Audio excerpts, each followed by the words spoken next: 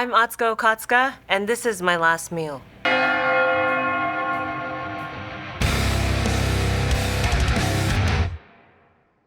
Every person has exactly two things in common. We all gotta eat and we're all gonna die. Today's guest is a stand-up comedian and viral dance innovator whose new special Father is out now on Hulu. She's a former member of the elite a cappella force known as the Coldstone Creamery Team. Atsuko Okatsuka, welcome to the show. Wow, thank you so much. Thank you, Josh. That was you know about my Coldstone days? I am very familiar with your Coldstone days. I never got to see a performance in person, but I am very curious what your favorite song was to sing when you received a $1 tip. Will you tip me? What? Yeah, just pretend to tip me in the cup. Oh my God, this German chocolate cake folded was so delicious. Here's a tip for $1. Oh, ding, we got a tip, another one.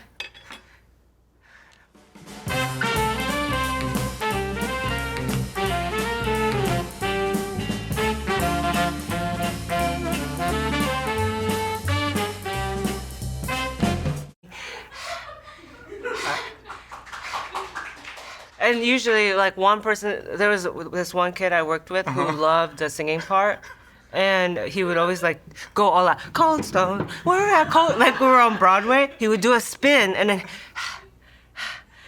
so that was the part I was playing. Did any of that like sincerely prepare you for potentially bombing in stand-up comedy? Because I feel like your soul exits your body at Coldstone. Sweetie, I don't bomb.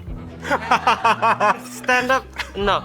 No, but that did, train me for, I guess, like performing Anything Goes, the improv part. When was the last time you went to a Coldstone? Probably in the last couple of years, but my high school girlfriend worked at a Coldstone, and so we used to walk in there and we used to kind of just keep putting $1 in every 10 minutes to embarrass everybody. Wow, and you were like, oh, sing again? Yeah, I now see Ursula, sing to me. Did you have a seashell out? You were like, oh. Is that you? I did actually. I brought the seashell and I still went, oh. It's because of instances like that that they actually have stopped the singing. Have they really? Yeah, if you go to Coldstone now, it's not a requirement anymore. Because I think they finally understood, like human cruelty, Geneva Convention sort of. abuse, things like this, yeah. Have you thought about your last meal before? I've never actually. I think the idea of it is so sad. I get too sad. Do you generally try and like avoid sad topics? Like, is that something that you try and actually not think about in life? Yeah. Could you tell? No, but I think one of the things I love about your comedy is that you do talk about big, sad topics, but you do it in such a bright way. Yeah. So I kind of can't tell which angle you're coming at it from. Right. I wear bright clothes, right? And like food, jewelry. I want everyone else to feel good, right? Like, because what you wear for most of the day, you can't see it. It's for other people, really, right? And so I wear bright colors and like bold prints and stuff, knowing that. And it's kind of why I do comedy too. I want other people to feel seen and feel good. Well, how often do you think about death in general? I think I know the answer, but... I don't think about my own death.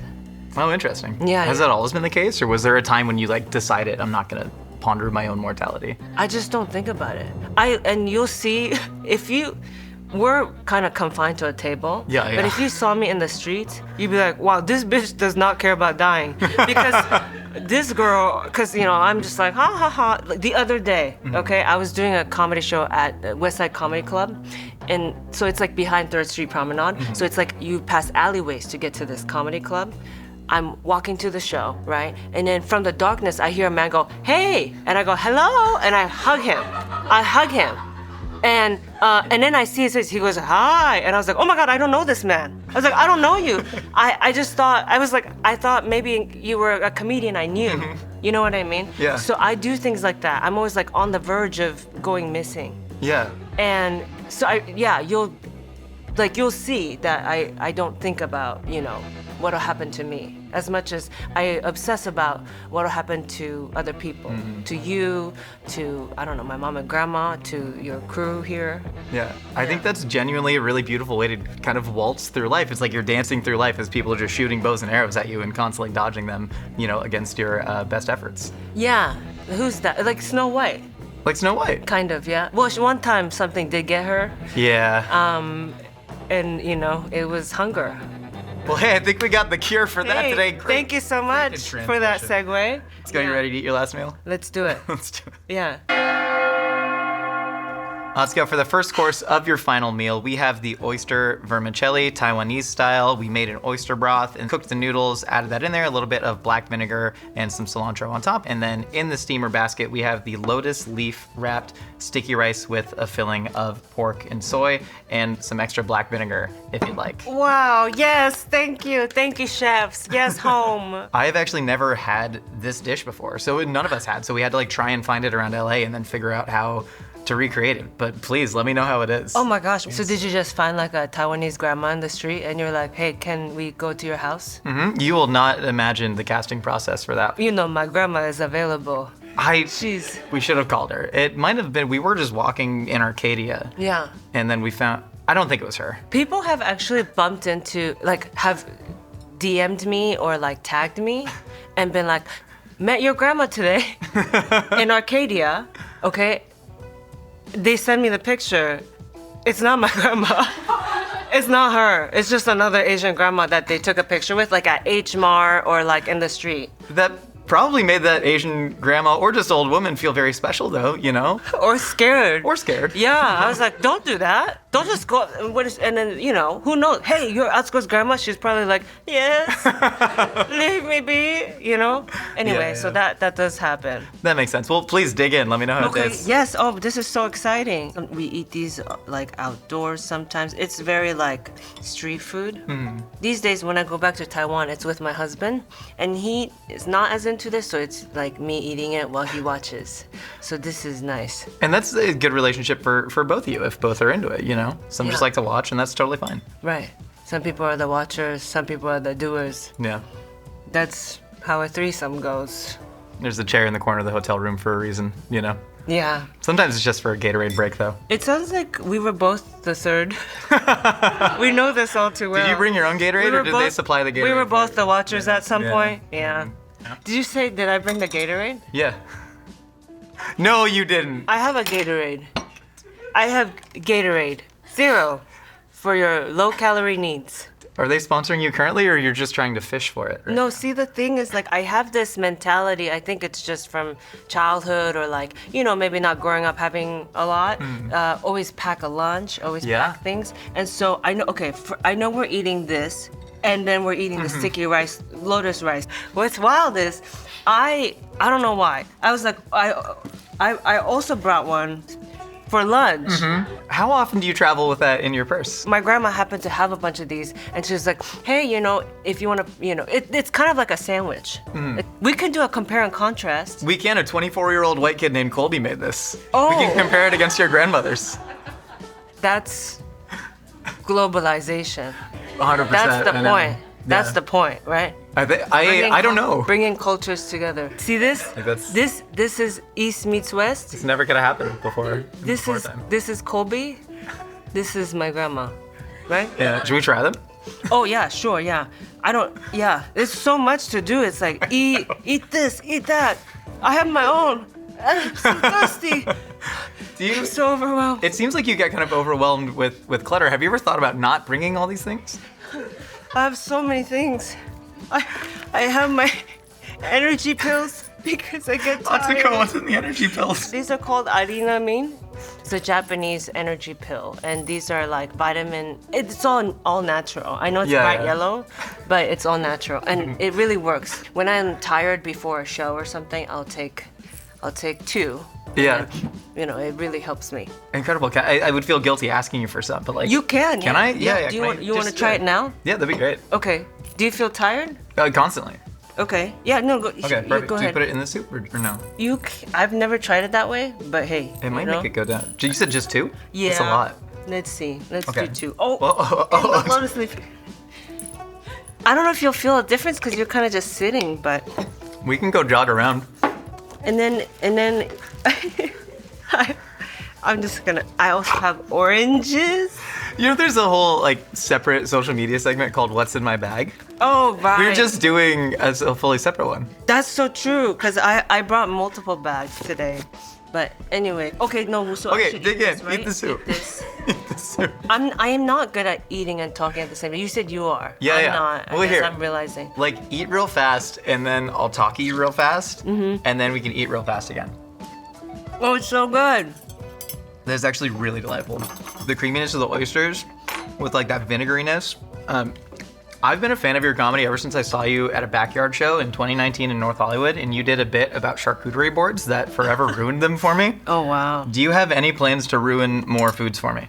What's wild is I've taken back my stance on charcuterie because it's what's always in my green room when I perform now. It was so good. It was about how they're just sandwiches that have yet to be assembled, and the chef doesn't even hide them because they're on the cutting board. Right. That was a very formative joke to my entire being. It's been 6 years, and I remember that at the backyard in North Hollywood. Wow, I never taped it or anything because I was like, I don't want to offend the charcuterie community. I'm gonna talk about your new special, Father, on Hulu, which is out now, and I've watched, and it's incredible. How do you look hot while eating and talking? What do you mean? Are you saying I currently look hot while eating and talking, or are you just asking for general advice? Yes, you do. You're very put together. Thank you so much. I put lipstick on and stuff. I'm a makeup artist, everything, and then you're like, eat. I'm like, okay. No. When you slurp noodles, Kim Kardashian would actually do this when How she took would she do it? selfies. Yeah. Because, check it out, if you like, Yeah. hitch them right here. Okay. So if you're kind of angled towards the camera and you, Oh, for the you get the jawline and the cheekbones when you slurp the noodle. So as long as you're perennially slurping a noodle, you're gonna look hot. But then your lips got everything sauce on it still. 100%, but then that just sort of makes it look glossy. Okay, sideways tilt, right? And Yeah, then and then- like this. Yeah, there it is. But that like constantly. Tell me your story. What? Oh, I was gonna ask you about your new special, Father. One of my favorite bits in it is when you talk about your cheerleading days and the power of having somebody just scream, "I believe in you," whether it's true or not, and it's generally not true. Have you always had that relentless sense of optimism in your life, or did it take you a while to develop that tone? Oh, I've always been very optimistic. But did you have a lot to be optimistic about when that started, or was it a reaction to like, things may seem dire, however, I need to counter that with optimism? Yeah, totally. It's like the whole wear bright colors, try not to listen to sad lyrics. Some Yeah. people love sad songs. Sad, like Bon Iver. Yeah. Oh my God, so many people love him. And it's very pretty. I like his songs too. But if you really listen, it's just a man howling in a cave. I'm not So familiar sad. with, Is like, anyone Bon gonna Iver, come no. get him? I want to talk about some of your earlier career work, because it wasn't as bright and chirpy and optimistic. You did a trio of super dark, gritty indie films known as the Antelope Valley Trilogy Oh my gosh, yeah. that you wrote and starred in. And Wow, yeah. I'm curious if the message that you were trying to convey was different back then, or if it's the same message that you're conveying differently with your comedy. Yeah, rarely do people, bring like my independent filmmaking days up. Yeah. I was yeah. a big fan of Little Rock. Yeah, so I made that with my ex. Yeah, my ex was like my film teacher, and he was, I was in A good community start. college. Toxic, probably. Not so great time. Yeah. I was trying to find my voice in comedy. They say it takes like 10 years for you to find that. Yeah. Because you're growing at the same time, right? Sure. At the same time that you want to be true to yourself, at the same time your stage persona is a little different than who you are. It's a heightened version of you, Yeah. and so to find that balance takes a long time. And at that time I thought, comedy is just like a hobby. It's not a job. And so I'll have these backup plans. But the backup plans were still the arts. Yeah. That's not a good backup plan. Like I said, there is like a sadness a little bit to me. Yeah. And so I think maybe in those films that's what was being, portrayed. Yeah. Please dig into the sticky rice. I need to let you eat, because I know the talking and the eating. I understand it does get difficult sometimes. Okay, But so this one, yeah, this is Colby. this is Holby's. Do you generally just unwrap this and eat it with your hands, or do you go? Yeah, fork, chopsticks, yeah, it's nice. You want to, sometimes you open it up on a plate. I feel like the leaf is the plate. It's a double plate. Kind of like when I wear a hat, because like my hair's already like a hat. So it's like a hat on a hat. So But it is real. Good question, because a lot of my drag queen friends have been like, if you ever want to grow your own hair out, I could just do a wig of this bowl cut. and then wear it when I perform. I mean, actually, a pretty good way to experiment. It's like a tamale. I think it's kind of beautiful because every culture kind of independently of each other kind of came up with the same foods. If you take a starch, wrap it in a leaf, and fill it with meat, that's a really fun time. Yeah. I want to ask you about something that Margaret Cho said to you, where she said you need to find what is your essential comedy. And you said that you found yours is, I didn't ask to be here, but I am. Why is that inherently funny? Because that really resonated with me. Because it's true, right? And I think it's a very positive, but also empathetic way of looking at life and yourself, right? It's like, we truly didn't ask to be here, so don't be so hard on yourself, right? Yeah. So it's like, okay, I'm sorry, I made out with your dog by accident. That happened to me. Do you mean my dog or like the royal you, your dog? Yeah, He's been dead for a while. I don't know if you were back then. I killed him. You killed the dog by making it. Yeah, what did you have in your mouth? I'm sorry for your loss. Thank you so much. That really means a lot. I made out with, it was a Pomeranian. And I didn't make out, it was more like, right? So a person was walking their dog, and the dog, started licking me in my face. And I was mid-talking, oh my God, you're so cute. So, right, obviously, boom, contact, tongue to tongue. Yeah. And I let it give me a few more. Sure. You're sort of there. It'd be almost rude if You're already there. Yeah. Because life is hard. Atsuko, for course number 2 of your final meal, we have a whole Taiwanese hot pot spread. So we have the aromatic bone broth in the pot right now with the fire on. Then we have the head-on blue prawns. We actually have some par-cooked abalone over there. We have some thin-sliced pork belly. We have thin-sliced beef shoulder clod. We have beef meatballs. We have the vermicelli noodles. Then we have the par-cooked kabocha squash. We have fried tofu. We have boiled tofu. We have lotus root. We have taro root. We have chrysanthemum greens. We have napa cabbage. We have enoki mushrooms. We have shiitake mushrooms. We have shimeji mushrooms. And then we have finally tofu skin or yuba, as well as a bean curd sauce and a sesame sauce. Wow. And all of this just for $49.95. Come on down to the Mythical Kitchen Hot Pot Shack. It's owned by me and Colby. No, this is so exciting. Where do you typically start with hot pot? Well, whatever takes longer to cook. So since you presented, lotus? Yeah, because it's hard. lotus root's gotta be well cooked. Because it's hard, right? Mushroom? Let's do it. All Do right. you want help? If you'd like, please. I mean, this is your last meal. This is your hot pot. Corn will probably be harder too, right? Corn will be nice once it kind of sits. I stopped doing the charcuterie bit because I was like, wait, I love hot pot. Isn't hot pot just the Asian charcuterie? Wait, that's really true. Ever since my husband got diagnosed with celiac, I'm sorry charcuterie- for your loss, by the way. That's very tough. Oh my gosh. Yeah, no. Thank you. We didn't even know what it was. Like, we were like, oh, so just like, don't eat it that much. And they're like, no, you can't eat it at all. Right? We're like, what? They were like, it's an autoimmune disease. We had no idea. So we're having to learn quickly. And so charcuterie has been very helpful because it's like protein and, cheese and same with hot pot too, actually. Yeah. Yeah. Did you find out about his celiac diagnosis after you'd already written the joke, I don't want to lose my husband to a sandwich? Yeah. Isn't that wild? Did you manifest that? Did you put that out into the world? I don't want to. I don't want to do that. It feels like it. It does feel like it a little bit. He mentioned it to me. He was like, wait, yeah, remember when you were like, I don't want to lose my white husband to a sandwich? And he's, what if you made that come true? I was like, oh, I'll try to say statements opposite to it then. I should have said something better, like, when we're trillionaires, or whatever. I wanted to ask you about a documentary that you made about your mom and grandma on your YouTube channel about 9 years ago. There's a scene where, I know you don't like to think about death, but your grandmother talks about what happens when she passes away and who takes care of your mom. Right. And I'm wondering where that sense of duty to take care of your family comes from. I watched my mom suffer growing up, and she still does. My mom has schizophrenia and other, things because of it too. Severe depression, OCD, right? And then, physical ailments because she hasn't left the house in a long time. She's just so depressed she doesn't even move. Still to this day, she has no friends. So I think that's why the want for other people to do well, the fear for other people to die, things like that. That's where that comes from. Yeah. I tend to think people are sadder than they actually are. Do you think that's an inflated sense of self for yourself or like a deflated sense of happiness for other people? I don't think I've ever heard anybody describe it that way. Yeah, it's like both, right? It's like, oh, like, because if I ever see a person eating alone, for example, I'll like offer to sit next to them. And they say no. Sure. But that does happen sometimes. Because I immediately think, oh, they just lost their spouse or something.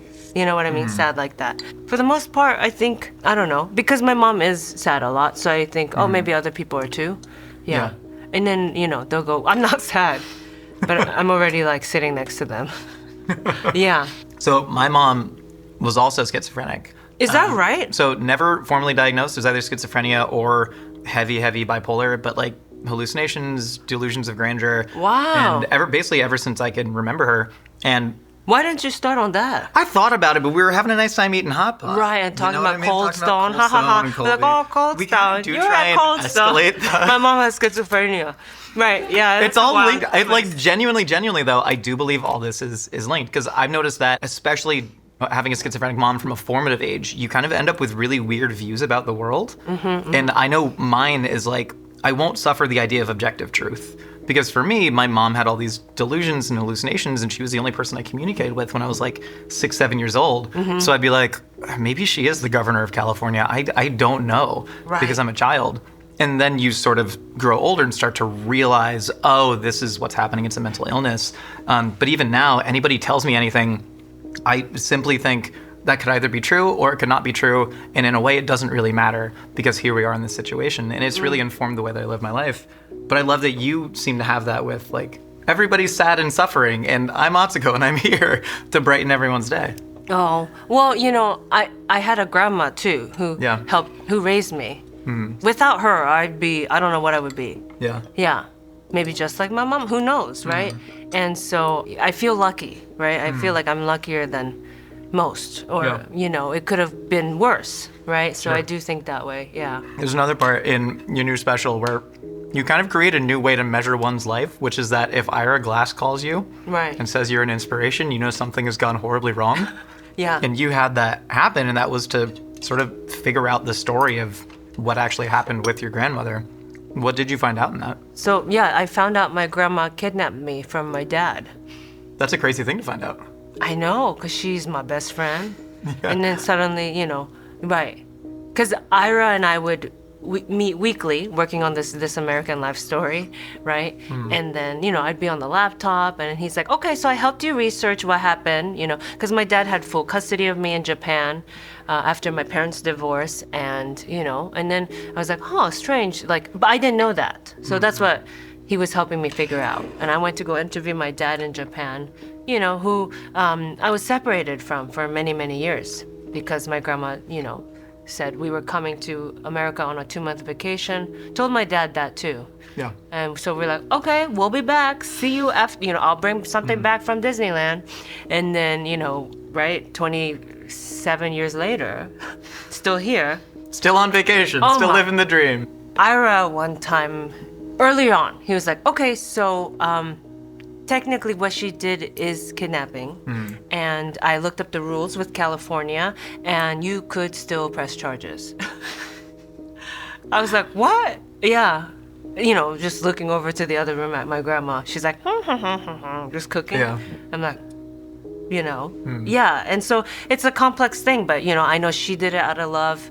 Blah, blah, blah. So yeah, I do joke that you never want to make the news. You never want to be an inspiration, right? Because that means your life was bad. When you were a kid, you said that you had really low expectations for yourself and you didn't have really big dreams, which I think is something that I identify with as well because my dream was just to make it to the next day without some sort of explosion happening in my life. And I kept doing that. But to me, I found it was a bit of a superpower because if you don't have a dream, you can sort of exceed that. In a way, it's not a limiting factor that you put on yourself. Totally. How have you found yourself like setting goals for yourself now? I'm always like, gotta keep up, you know, you started later, or you know what I mean? And everything comes so fast. And so there's more eyes on you too, right? You wanna not fail.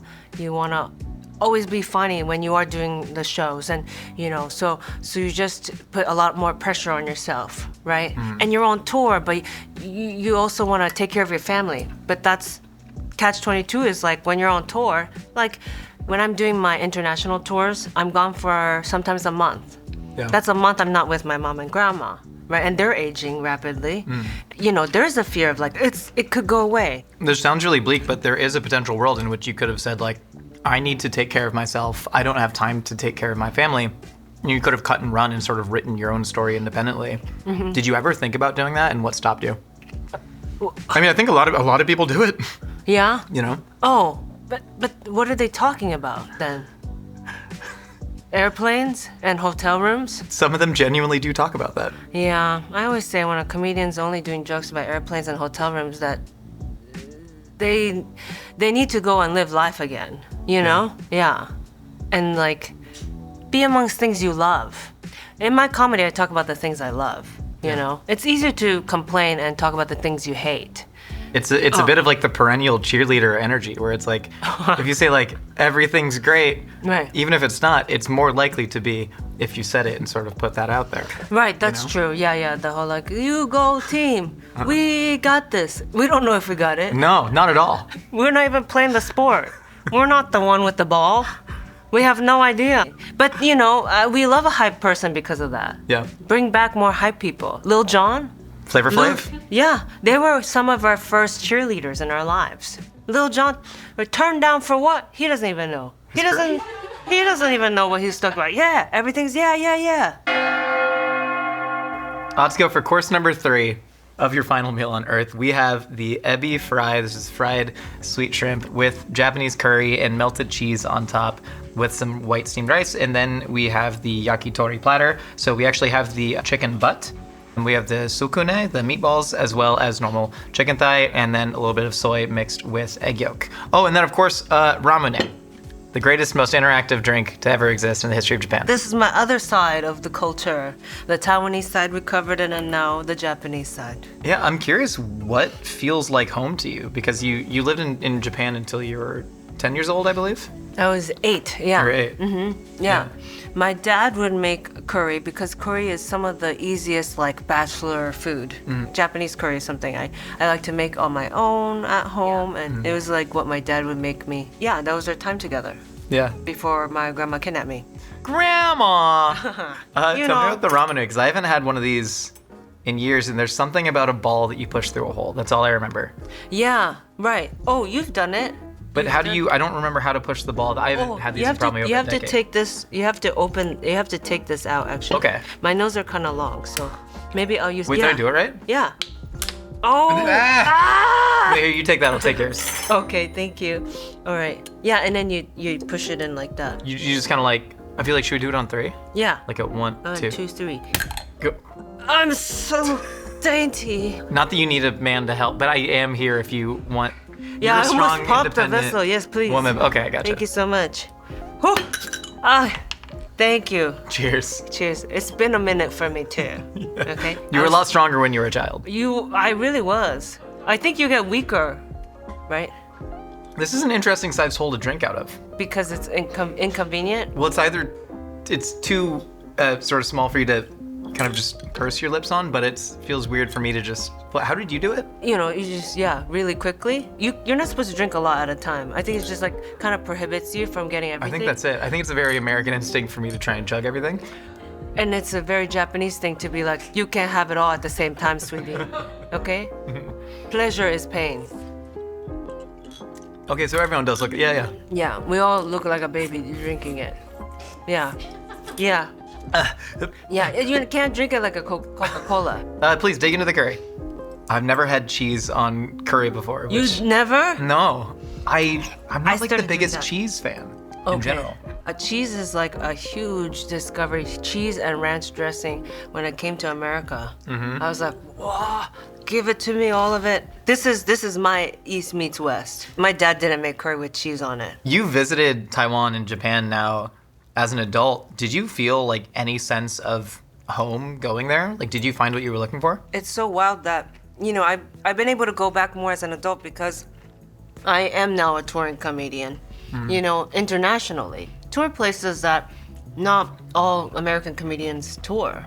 You know, Taiwan, American comedians don't go and try to make Taiwanese people laugh. Yeah. You know what I mean? Yeah, But of there's a course. homecoming for me. And sure, there's some comedians like, I don't know, Ricky Gervais or something that'll perform in Tokyo. But when he performs, he's performing for other British people. Yeah, The expats showing expats. up. Mm. Locals come and see me. Whether it's in Jakarta, Malaysia, Singapore. There was this really awesome moment touring this special, right? In Japan, it was my first time performing there to, a big theater, right? And I had sold out the shows, and I say, in Japanese, when you come home, you say, Tadaima, which means I'm home. And then your family members say, Okaeri, welcome back. And I said that to the audience. I said, I'm home. And they all collectively said to me, welcome back. And like, I almost cried because I was like, I can barely like speak Japanese enough to, be able to hold a conversation with adults anymore. Yeah. Thousands of strangers telling me I'm welcome. It was really cool. Yeah. When you went back to see your dad shooting This American Life, you said that you were kind of searching for like who the hero was in your story, who the villain was in your story, whether it was your dad that sort of let you go or your grandmother who forcibly kidnapped you. What you seem to come away from was this like just beautiful like empathy for every single person, which I think is really important. Is that like a guiding life philosophy for you? Like the whole thing, right? We never wanted to be here anyway. Yeah. So people are going to make wild decisions. But there's good intention there a lot of times. And when there's good intention there, I think it's okay to be more understanding. But it's also why I'm not going to have kids. No? Yeah, remember, I'm the one wandering in the streets. Remember, that's me. Yeah. Can you imagine me and then a toddler next to me? Same haircut, also confused? No. She'd go missing and we'd both go missing. Yeah. There seems almost something like fatalistic about that worldview. Like, I don't know if I have empathy for every eat your yakitori, eat the yakitori while I talk at you, because this is the time you get to eat when I just talk at you. Sorry, you were saying something. Yeah, but you gotta eat. It has to enter your mouth, and then I'm gonna start talking. Okay. I don't know if I have empathy for people so much as this reluctant agreement with the fact that none of us can help what we are. Especially growing up with a mentally ill mom, the way I figured it, like there's just a circuit board in her head, and one of the switches was just flipped the wrong way, right? And then that's what made her throw soup cans. In the same way that I think in myself, one of those switches could switch the wrong way at any given moment. It could happen, or it could have been born with a different switch flipped. So anytime I see somebody, I feel like empathy is almost a positive version of that. But in my view, it's just they didn't ask to be like that, and they simply can't help themselves. Do you ultimately think people can change, or are we somewhat just fixed in this life? Oh yeah, I'm so it's what hurts me over and over though, because I always think people can change, right? Yeah. I always think, underneath the layers of my mom, the things, when she does throw a temper tantrum, or when she is like yelling about, the Chinese government's gonna get us and things like that. That one might be true. That's, sometimes that does happen. I always think underneath all that, right, there's a true Linda Lee somewhere. She goes by Linda. Our whole family, my grandma goes by Yingxi Lee, I'm Atsuko Okatsuka, and my mom just goes by Linda. You're kind of like the original Iron Chef series, where there was like Iron Chef Japan, Iron Chef China, and That's right. French. We're the Olympic, yeah. Yeah. We are, remember the E.T. ride at Universal Studios? I've only been on the one in Florida. Yeah, I think it was the same. So does E.T. gets your name in the beginning, right? Yes. And then there's 3 people per bike. And then you take off into the city, right? Yeah. And then at the end, E.T. says goodbye and says all your names. He says thank you. Right. Your names. And when I say that my family broke E.T., I'm just goodbye English, goodbye Linda. It's traumatizing. I was like, did we break him? Why is he doing that? The craziest names. I learned that you're supposed to tell E.T. your name is like butt ass. That way when he goes like, thank you, butt ass, for saving the world. So you could have said that. Yeah, I mean, I wish I could be a smart ass like that. All I wanted to do was be seen as an immigrant, Atsuko, for dessert, ostensibly, we have the final course of your final meal. This is all from Holy Basil Thai in Atwater. We have the shrimp curry, we have the crispy pork belly, we have the crab fried rice, and then we have a really, really cool dish. This is what they call their Thai aguachile. They would not give us raw shrimp to throw in our trunk, but what we did is recreate it from scratch, actually using the chef's guidance. This is Colby again. He talked to the chef at Holy Basil on how to make it. So we have some crispy fried shrimp heads on there as well. Please dig in. Why Holy Basil? Well, as we get older, and there's also now an autoimmune disease, right, in our family, and I treat it kind of like I don't want people to feel alone, right? Again, I don't want anyone to feel alone. So, he's like, I'm celiac. I'm like, no, we celiac. When we're at restaurants, I'm like, we're celiac. Kind of like people go, we're pregnant. Yeah. It's like that. So I do that, and Holy Basil Thai food actually has a lot of like naturally gluten-free foods, and Holy Basil really like considers that too. And I love how creative their dishes are. It's Chinese Thai influence, and it's so close to our house. Please, can I dish you up some? Oh yes, Or you please. can eat straight out of here if you're not worried about germs. You can take the whole. Okay, but I'll also use my spoon. Thank you. Absolutely. No, thank you. Thank you for being here. This has been wonderful. Oh, so fun. I guess I don't know how to use a spoon. I was wondering about that. I'm really bad at using. Huh? Do you want me to try and got kind you of like, one. oh, thank you so much. It's very nice. Oh yeah. No, yeah, I'll just use that. I didn't even mean to eat it, but it ended up in my mouth. How is it? Well, you ate it. Now I feel bad because it's your last meal and I ate it before you. Imagine last meals are like this, peaceful, and you get to do it with a friend. Is that how you want to go? Yeah, right? It's the people that make life for me.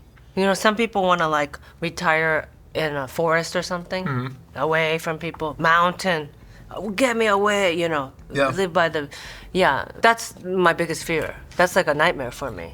Is that being alone or being in like a stranded environment? It's being alone, being away from people, being away from hearing like the laughter of people, and you know what I mean? Like people think I'm insane when I say this, but my dream place to live would be like Hollywood and Highland, with lights, Yeah. sounds, music, Spider-Man and Batman, trying to get pictures with tourists. A last meal with other people would be. You have also said, though, that your ideal way to die would be splashing around in a mall fountain for 40 minutes and then walking into a Sephora and putting on all the premium products and then simply dropping dead in the middle of the aisles. Right. Where does that come from? That's a crowd. There's a lot of people being around a lot of people. Being watched in the fountain? Right. And then the free samples that you could get from Sephora.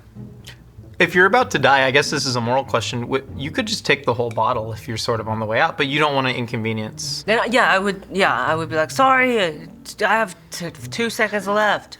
Put on all the makeup. Right. Yeah. So then when the crowd comes around me, they'll go, oh, she's beautiful. I hope that we can make that happen for you somehow. You know what I mean? I mean, we, the collective. Right. They'll hurry. Where's the Sephora? People are like, take her to the ER. They're like, no, the mall's that way. Right? That's me. I'm curious what 13-year-old Atsuko would say to adult Atsuko if she were to talk to her now about how her life turned out. Oh, they always ask this question, and it's impossible to answer. I think it can be a fun, reflective exercise, though. Yeah. So she's talking to me like, oh, so you were just me older, and okay, and she didn't faint or anything? No. She's Do you think fine she with would have that? fainted? Because again, talking about having like If some person came to you, you're 13, Sure. right? I'm you now. Yes. Hey, it's Josh. You, but older. Wouldn't you run away? That's a kidnapper. I'd be like, that's a kidnapper. Mom! No, it's so much more depressing. I'd be like, Grandma! I'd go, he this has... crazy woman's talking to me. I'd go, he has what my mom has, and this is a very normal interaction for me. That probably me too. You know what I mean? That's true. This, again, is a more hypothetical Right. This is exercise to where we reflect differ. on your own life, though, as opposed to like an actual... Right. If a, To me, I guess, right. I'd be like, oh, wow, like, because back to the ice cream. yeah. back to Coldstone. You know, I didn't dare to dream big. So my dream as a kid, my biggest dream as a kid was to work at an ice cream parlor. And then at age 17, I did. And I was like, okay, I die now? You know what I mean? Yeah, so of I think course. she would be like, whoa, she would be stoked that I worked at an ice cream parlor. She'd be like, oh my God, we do that? I'm like, and then I'd be like, yeah, but we also like tour as a comedian and it's really cool. She'd be like, but Coldstone? She'd probably be more stoked about that. I don't know. What dreams do you currently have that keep you going then? This is the harder upkeep, right? Sure. Just like every stand-up special gets harder and harder too. Yeah. And this one, I'm very proud, you know, that like it's even better than The Intruder, my first one. And I'm very proud of that one too, but it's like even better and funnier. And I'm just, you know, I'm just always, this is like the craft I'm so obsessed about, and I love it, and I study it, and I'm a nerd about. And so yeah, it's just always being more and more on top of your game. Yeah. Just keep getting better and better and perfecting it even more. Yeah. What do you think happens when you die? This man never stops. You know, yeah, I don't go to church anymore, so I truly don't think about it either. Not at all. Yeah, I think I think it just ends there, but you know, hey, you know, we'll always have the tapes. Like this one, like these tapes. Yeah. Was that supposed to be inspirational? That sounds, I don't mean to sound, but like, was that? So I would be a terrible like speaker of, if someone was looking for hope in that realm, I'd be like, oh, sweetie, I think it just kind of like goes away. But, you know, but the stories about you do continue. Yeah. And that's true.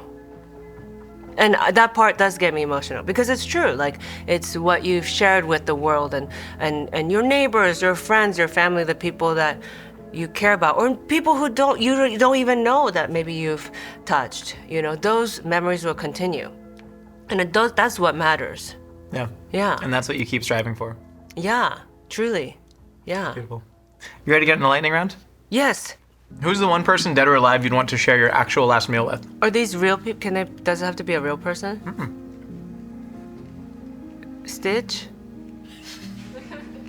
The live action or animated Stitch?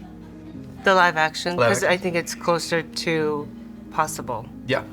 You invented the viral drop challenge on TikTok. Will you teach me how to do it after the show? Yeah, we should. We could even do it here later. think Yeah, it's after the really- show, because you okay, have to okay. do the lightning round. Okay. What song do you want to be played at your funeral?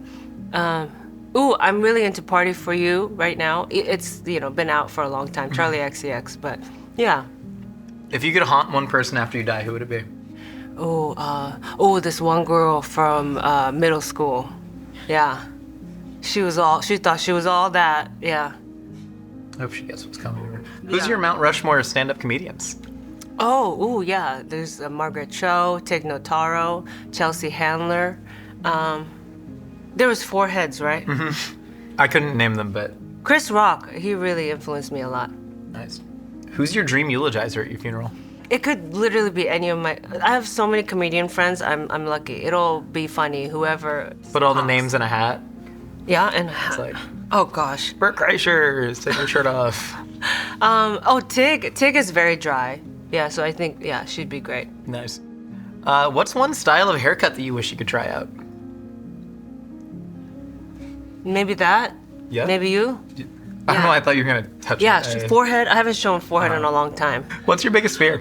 I don't know. It's either like people I love, like you know, suffering, or you know, me not being able to like keep up, you know, and please the audiences or whatever. What's your greatest regret in life? I don't know. I don't think I have that. Yeah. None? Yeah. Stand by every decision. Mm-hmm. You stand by how many bags you brought. Yeah, because they were kind of out of the way, right? They were, and some of it came in handy. Speaking of, I brought you a gift. I've been waiting to give this to you. So many courses. Every course I thought, this is a chance. You never gave me a chance. I bring you this from Japan. I gave one. Thank you. This is really sweet. Yes. 2, I gave you ample chances. I softballed you this last chance to Because give me really- this nice thing.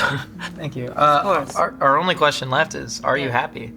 I am, yes, yeah. Thank you for feeding me today. Yeah. No, truly, thank you so much for showing up. I am genuinely a big fan ever since I first saw you, and all your specials, and sharing a meal with you was truly wonderful. Ira Glass called you an inspiration, and I would also call you that as well. So, truly, thank you. Wow. Dude, are we? What's going on with the? Just kind of trying to feel it. Cold cut. Hold me closer. Atsuko, if you want to deliver your last words to that camera right there. Live, laugh, love. Damn, you just made that up right now? Mm-hmm. That's incredible. Everyone, make sure you check out Father. It's on Hulu now. Atsuko, you got anything else to plug? That's the special. I'm on tour. AtsukoComedy.com. Buy a tandem bike. Ride it with your sweetie. Or your best friend. Have you actually ridden a tandem bike before? Yeah. We own a tandem bike now, me and my husband. Incredible. Yeah. So that everyone knows we're together That's how when we're out and about. That's right? how you're gonna die, though.